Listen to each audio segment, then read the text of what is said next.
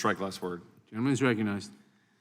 Well, I associate myself with the remarks of the gentleman from Arizona, as well as the gentleman from North Carolina, as I was coming into this debate, and apologize for being a couple minutes late. But I would note that much like all of the other objections involving the resolutions of inquiry, the point here ought to be asserted again that this is simply Article 1 demanding information from Article 2.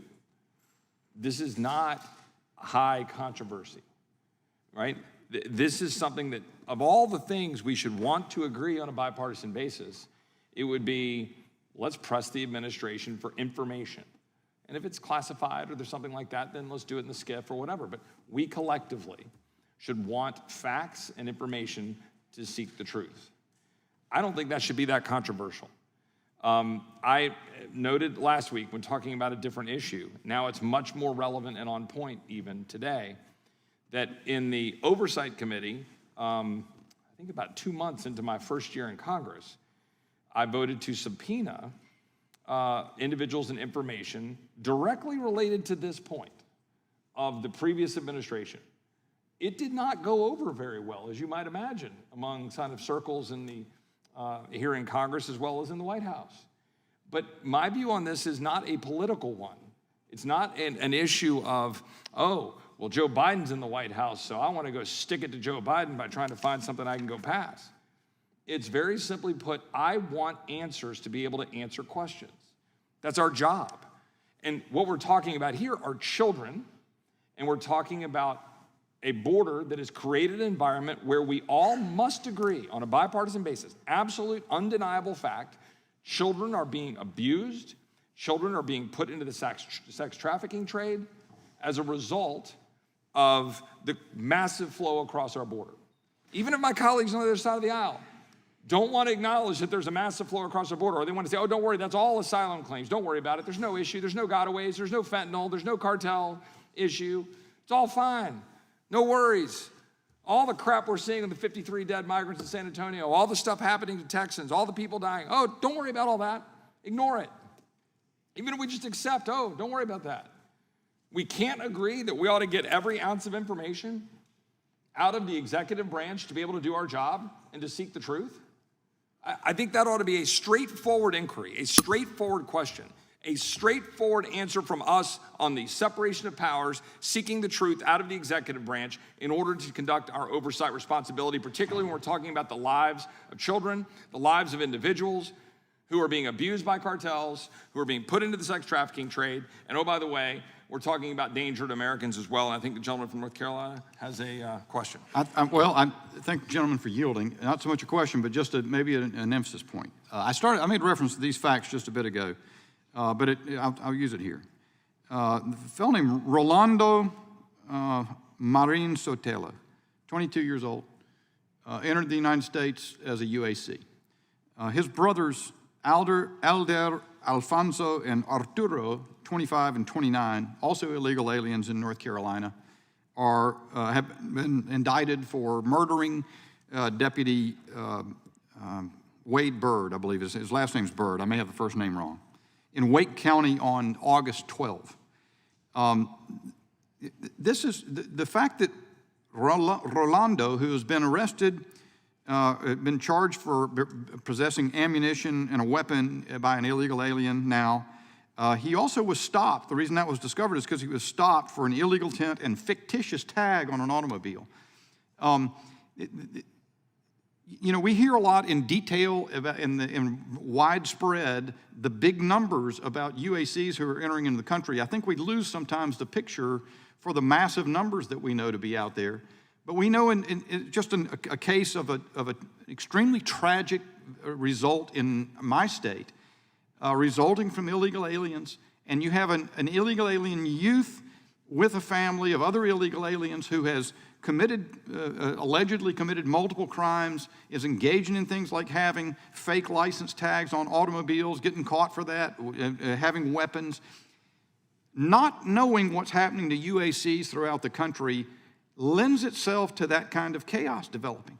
That is what the majority has been completely insensitive to, doesn't care about one whit, and doesn't want the information to come out.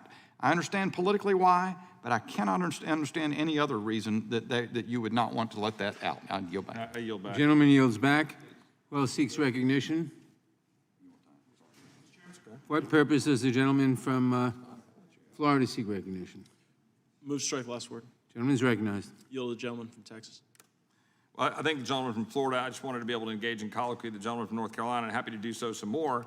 I do share the sentiment. I was going down the road of one part of the problem, which is the danger posed to the migrants who are abused, knowing where children end up, knowing whether or not they're put into the sex trafficking trade, knowing whether the person who claims to be that individual's uncle or aunt or father or mother is in fact that person and is in fact caring for that person in the supposed name of asylum and caring for kids in this dastardly broken system that has been created purposely by this administration and that is endangering those human beings. And they are human beings.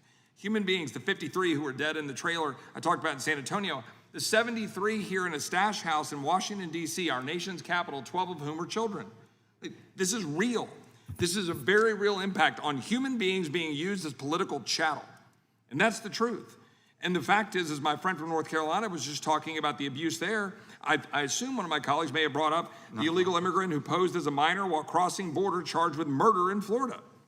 A 24-year-old Honduran immigrant who's charged with murder in the brutal stabbing death of a Florida man had crossed the United States border illegally months earlier, posing as an unaccompanied minor. An investigation by this newspaper found. Yeri Noel Medina Ulloa was busted October 7th in Jacksonville, where he's found covered in blood after allegedly killing Francisco Javier Cuellar, 46, a father of four who had taken in the immigrant. Think about that. A father of four who had taken in the immigrant who told authorities he was 17. He killed him. And now that guy has fatherless children. Now, this is something we just simply, again, I want to take this back to the basics. This is a resolution of inquiry to seek information from the executive branch to pursue the truth. That's it. That's what we're talking about. And yet, my colleagues on the other side of the aisle are just going to block it. Doesn't matter. Every resolution of inquiry we're bringing up right now, blocked. No. What are my colleagues on the other side of the aisle afraid of? Are they afraid of the truth? Are they afraid that the American people will see that there are rampant abuses going on of both American children and immigrant children? Are they afraid that that truth is going to get out and the American people are going to be absolutely disgusted that the supposedly greatest country in the history of the world has a border that allows this to happen to kids? We just simply have requests for information. That is it. And again, I would reiterate, I was happy to raise that question when it was a different situation and a Republican was in the White House. I was happy to press and say, you know what? I want that information out of HHS. When my colleagues on the other side of the aisle were grandstanding about kids in cages, when my colleagues on the other side of the aisle were wearing white pantsuits and crying looking through a fence, I was happy to say, you know what? I want to know the truth about where these kids ended up. You know what? I want to know the truth now.